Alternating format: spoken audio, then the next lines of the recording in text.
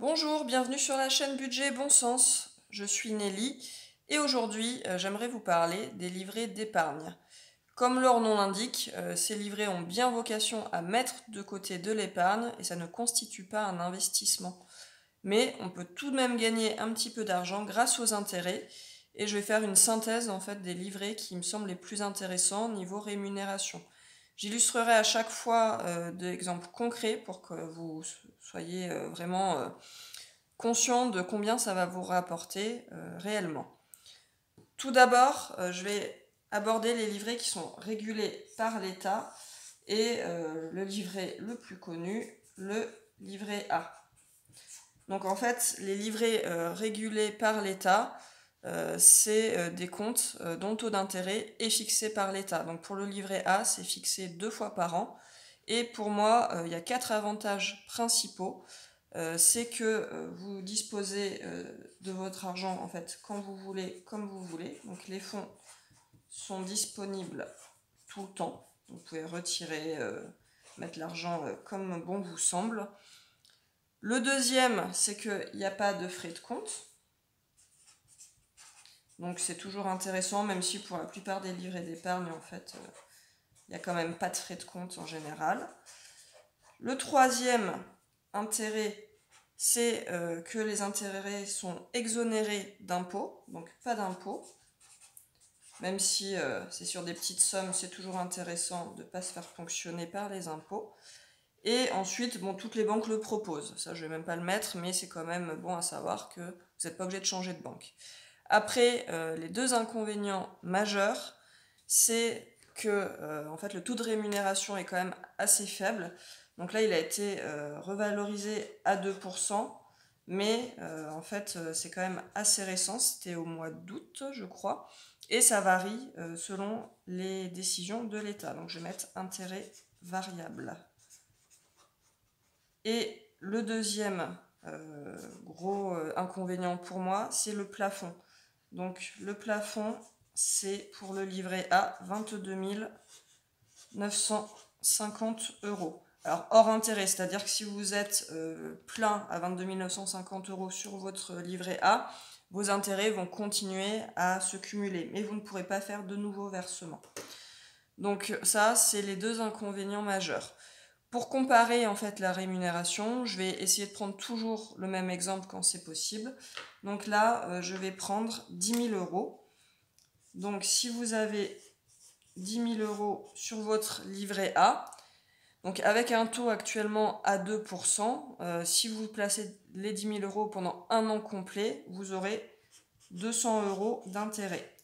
Mais comme cette année, ce n'est passé à 2% qu'au 1er août, ouais, c'est bien ça au 1er août, c'était 1% avant, ça veut dire que si depuis le 1er janvier vous avez 10 000 euros sur votre livret A, en fait pour 2022, vous n'allez avoir que 146 euros d'intérêt. Parce que 1% jusqu'à août, enfin jusqu'au 1er août, et ensuite 2%. Donc 146 euros d'intérêt pour 10 000 euros sur toute l'année 2022. Le deuxième livret, c'est le livret de développement durable et solidaire, donc aussi régulé par l'État. Ça a exactement les mêmes avantages que le livret A, donc je ne vais pas les reprendre. Mais ça a aussi évidemment les mêmes désavantages parce que le taux d'intérêt est calqué en fait sur celui du livret A. Mais il y a même encore un désavantage supplémentaire, c'est que le plafond est encore plus limité.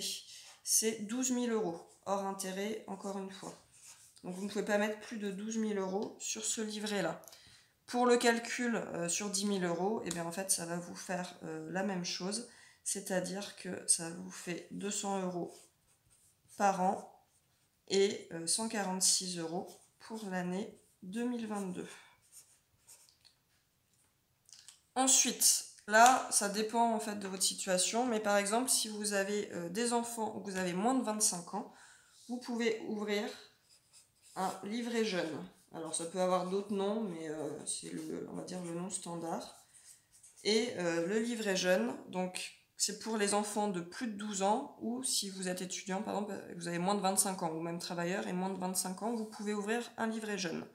C'est les mêmes avantages que pour le livret A, sauf que là, pour les retraits, en fait, si la personne détentrice du compte est encore mineure, elle doit avoir l'accord de son responsable légal. Donc, si vous avez des enfants, vous avez un peu peur qu'ils dépensent, de toute façon, c'est soumis à votre consentement. Sinon, il n'y a toujours aucun frais de compte nécessaire et il faut juste y mettre au moins 10 euros. Mais les versements, sinon, sont libres. En revanche, le plafond est très bas. Bon, après, c'est censé être pour les enfants qui n'ont pas non plus des sommes folles, mais c'est un plafond à 1600 euros. Donc, c'est vraiment très faible. C'est juste histoire d'avoir un livret pour vos enfants si vous ne voulez pas avoir de livret A. Le taux d'intérêt en général est plutôt avantageux, il est fixé par les banques, mais en fait il ne peut pas être inférieur à celui du livret A. Donc là en l'occurrence il ne peut pas être inférieur à 2%. En général les banques évitent de mettre des taux à 3 à 4%, mais dans tous les cas vous savez que ça ne peut être que plus avantageux ou au moins aussi avantageux qu'un livret A. Pour cet exemple, je ne vais pas pouvoir prendre 10 000 euros parce que le plafond est de 1600. Donc je vais prendre justement la somme maximale. Donc avec 1600 euros sur un an, admettons que c'est 2% défini par la banque, vous aurez 32 euros d'intérêt. Bon, c'est très faible, mais pourquoi? Parce que le plafond est très faible tout simplement. Et j'ai envie de dire, quand on a 12-13 ans, 32 euros, on se dit, ah ouais, quand même. Puis déjà, si on a 1600 euros sur son compte à cet âge-là, on est quand même bien pourvu. Après, voilà, si le taux du livret A baisse à nouveau ou que le livret A est déjà plein, votre banque, si elle propose un livret jeune avec un taux plus attractif, c'est intéressant en fait d'utiliser ce livret-là. Ensuite, autre livret assez connu, c'est le PEL, donc Plan Épargne Logement. Alors là, c'est quand même très spécifique, c'est un compte d'épargne qui est réglementé et qui est destiné vraiment à l'achat d'un bien immobilier ou au financement de travaux pour votre logement. Les conditions ont changé depuis 2018. Dans tous les cas, en fait, vous devez verser au moins 540 euros par an sur votre PEL. C'est le minimum. Le plafond est un peu plus élevé parce que c'est 61 200 euros. Je vais mettre versement obligatoire aussi. Après, les versements obligatoires, ce qui est bien, c'est qu'en fait, si vous vous dites « ouais, mais j'ai peur de ne pas épargner, de ne pas faire l'effort », bon, là, au moins, vous êtes obligé. Donc, ça peut aussi être une bonne contrainte. En revanche, vous devez laisser votre argent au moins 4 ans sur le PEL et vous ne pouvez plus faire de versement au-delà de 10 ans. Donc, en fait, c'est un livret, donc il faut faire attention au temps dont vous en disposez. Le taux d'intérêt est passé à 1% depuis 2016, donc honnêtement, c'est pas très avantageux. Et en plus, les intérêts perçus sont maintenant soumis à l'impôt à hauteur de 30%. Donc l'intérêt du PEL, en fait, c'est pas pour la rémunération et le taux d'intérêt, c'est surtout parce que derrière, vous pouvez bénéficier d'un prêt immobilier à taux défini à l'avance, à condition, encore une fois, de détenir votre PEL depuis au moins 4 ans. Si c'est avant, en fait, vous n'aurez aucun intérêt à avoir un PEL. Et le montant du prêt est d'un montant maximal de 92 000 euros. Et ça varie en fait en fonction de la durée de détention du PEL. Donc c'est pas forcément super intéressant. Le taux du prêt c'est actuellement fixé à 2,20%. En ce moment c'est à peu près les taux. Mais honnêtement, avec une bonne négociation, si vous passez par un courtier ou que vous faites jouer la concurrence des banques, je pense que vous pouvez obtenir le même taux, voire peut-être un taux inférieur, si vous êtes très bon en négociation. Donc l'avantage du taux proposé par le PEL, c'est quand même à modérer. Et en plus, depuis 2018, il n'y a plus de prime possible de l'État, ce qui existait avant. Donc il y a beaucoup moins d'intérêt sur le PEL maintenant. Donc au final, ça peut être une option si vous êtes sûr d'avoir un projet immobilier en vue dans les 4 à 10 ans. Et parce que, en fait, comme je disais, ça vous oblige à épargner spécifiquement pour ce projet. En revanche, si vous avez 10 000 euros dessus sur une année complète, et bien en fait, vous allez avoir que 100 euros d'intérêt, sachant que vous allez être prélevé de 30%, donc 30 euros à peu près, enfin pas à peu près d'ailleurs, 30 euros d'impôt dessus. Au final, vous n'allez pas avoir 100 euros, mais 70 euros d'intérêt pour 10 000 euros. Donc c'est très très faible. Ensuite, ça c'était les livrets les plus connus. Et maintenant, je vais parler en fait des livrets qui sont moins connus, mais qui sont plus intéressants ou au moins aussi intéressants. C'est en fait les livrets offerts par les banques, puisque chaque banque est libre de proposer les livrets d'épargne qu'elle veut. Et en fait, ça s'appelle en général les super livrets. J'en étais au point 5, voilà. Donc les super livrets, ou ça s'appelle aussi livret boosté des fois. Et ça, en fait, c'est vraiment la banque qui fixe les taux d'intérêt et les plafonds. Donc c'est pas du tout réglementé par l'État. En général, les banques proposent des taux d'intérêt boostés sur les premiers mois pour attirer des nouveaux clients, avant de passer à un taux rémunérateur de base à l'issue de ces premiers mois. Selon moi, il y a 3 avantages principaux dans ces livrets. C'est que les fonds, encore une fois, sont disponibles à tout instant. Donc en fait, ça ne vous bloque pas votre argent si vous savez que vous avez peut-être un projet dans les 1 à 2 ans à venir, etc.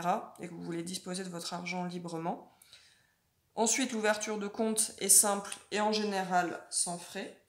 Donc, je vais mettre compte simple. Et enfin, là, ce qui est avantageux, c'est que les plafonds sont élevés. Donc ça dépend aussi de la banque. Des fois, il n'y a même pas de plafond, ou alors tellement élevé que je ne vais même pas en parler là parce que on n'est pas millionnaire. Hein. Mais c'est vraiment l'avantage en fait de ces livrets, c'est que vous pouvez aller bien au-delà de ce qui est proposé par le livret A. En revanche, l'inconvénient, c'est que les intérêts sont imposés. Donc les offres, ça évolue, honnêtement, comme c'est fixé par les banques, ça dépend vraiment de ce qu'elles vont proposer. Il faut regarder sur Internet, il y a des sites qui comparent tout ça, et c'est à vous de faire le meilleur choix selon ce que vous voulez en fait obtenir. Moi, j'ai choisi l'application Cashbee, donc C-A-S-H-B-E-E. C'est français. J'en avais entendu parler sur France Culture, j'ai été me renseigner, c'est fiable. Hein. Et en fait, c'est plus un compte rémunérateur qu'un super livret, mais c'est exactement le même principe. Donc je le mets dans cette catégorie-là. L'offre actuellement, c'est un taux boosté à 3% pendant les 4 premiers mois. Donc 3% pendant 4 mois. Et ensuite, c'est taux de base à 1,2%. Donc c'est pas un truc de dingue, hein, mais en fait c'est quasiment comparable au taux actuel du livret A. Et si je reprends mon calcul de 10 000 euros, ça fait que la première année, avec donc 3% pendant 4 mois, puis 1,2%, ça nous fait 171 euros sur la première année. Puis les années suivantes, ça fait 120 euros d'intérêt par an. Là, il faut aussi relativiser parce que en fait, on va être imposé dessus. Donc si vous êtes dans la tranche imposable à 11%, en gros, ça va vous faire un peu moins de 19 euros d'imposition la première année sur vos intérêts et 13 euros les années suivantes. Donc, pour la première année, ça ne vous fera pas 171 en tout, mais 152 euros d'intérêt. Et pour les années suivantes, 107 euros. Donc c'est pas encore une fois une rémunération incroyable, hein, mais en fait si vous avez déjà rempli votre livret A ou votre LDDS au maximum et que vous avez envie de disposer du reste de votre argent tout de suite et pas de faire un investissement avec, vous pouvez toujours les mettre sur ces livrets. Pardon, je suis en train de balancer mes feuilles sur la présentation. Donc c'est intéressant pour cumuler en fait tout ça. Et si vous avez beaucoup d'argent, ça va vous faire quand même quelques centaines d'euros à la fin de l'année. Donc ça peut être une bonne option. Au final, avec tous ces livrets proposés, moi ce qui me semble le plus judicieux, c'est d'avoir plusieurs livrets en fait et de faire évoluer son épargne en fonction du contexte. Aujourd'hui, c'est le livret A et le LDDS qui sont les plus intéressants, mais si leur taux baisse à nouveau, eh bien, il faut regarder ce que proposent les banques, comme les super livrets par exemple. Dans tous les cas, en fait, faut pas compter sur les intérêts pour s'enrichir. Hein. Comme je disais, c'est pas un investissement. Mais si vous avez besoin de vos fonds disponibles rapidement, donc soit pour votre fonds de secours, soit parce que vous avez un projet d'investissement dans les 1 à 2 ans à venir, c'est toujours plus intéressant de toucher 100 à 200 euros d'intérêt en fait que rien du tout. Voilà, cette vidéo est terminée. Si ça vous a plu, n'hésitez pas à laisser un like et à vous abonner à ma chaîne. Partagez en commentaire également quel livret vous avez choisi et pour quelles raisons. Je vous souhaite une très belle semaine. Prenez soin de vous.